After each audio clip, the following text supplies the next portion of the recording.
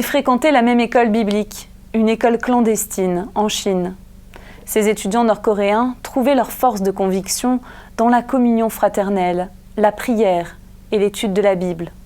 Ils pouvaient apprendre jusqu'à 1000 versets bibliques par an. Un jour, la police secrète nord-coréenne les a trouvés. Tous ont été torturés. Cho, enseignant dans cette école biblique, est un miraculé. Il nous raconte. La police secrète nord-coréenne les a tous envoyés en prison. À peine arrivés, tous ceux qui croyaient en Dieu ont dû s'avancer. Mes amis de deuxième année et les élèves que j'avais enseignés se sont levés. Les fonctionnaires les ont emmenés, interrogés et torturés. Pendant ce temps, tous les autres élèves devaient attendre dans la salle à côté. Ils entendaient leurs cris depuis la chambre de torture. Une peur terrible les a envahis. Mais quand leurs compagnons sont revenus après l'interrogatoire et la torture, au lieu de se plaindre et de gémir, ils ont encouragé les autres, ils ont exhorté à louer et adorer Dieu.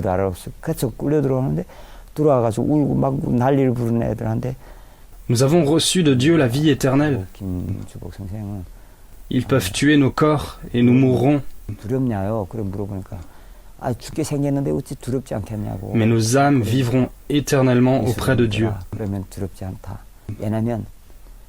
N'ayez pas peur. Plus tard, mes amis furent fusillés publiquement en Corée du Nord. Aussi étrange que cela puisse paraître, cette arrestation a conduit un fonctionnaire de prison nord-coréen à embrasser la foi chrétienne.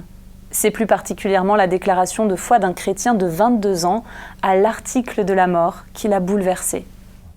Un autre ami de l'école biblique fut lui aussi condamné à mort. Le juge l'a autorisé à dire un dernier mot. On m'a rapporté ses propos. Il aurait dit avec courage et sans peur aux codétenus qu'il devait accepter Jésus et croire en lui. Il disait « Jésus est le seul espoir pour la Corée du Nord et pour tous les hommes ». Ce jeune homme fut ensuite brûlé pour son courageux témoignage. C'est ce que m'ont dit ceux qui l'ont vu en dernier.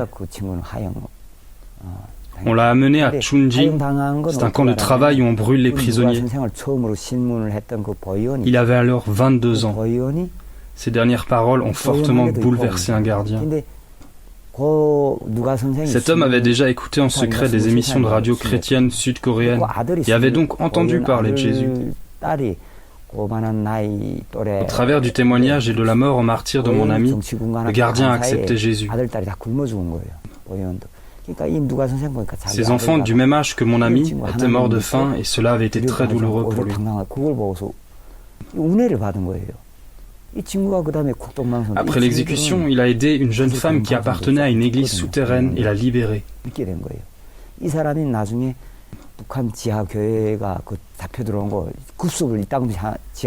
Cette jeune femme a fui en Corée du Sud et nous a raconté cette histoire. L'action, c'est prier. La persécution des chrétiens en Corée du Nord dure depuis plus de 60 ans.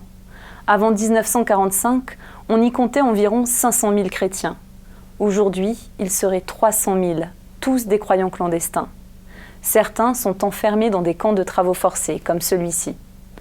En 2014, on en recensait au moins 14.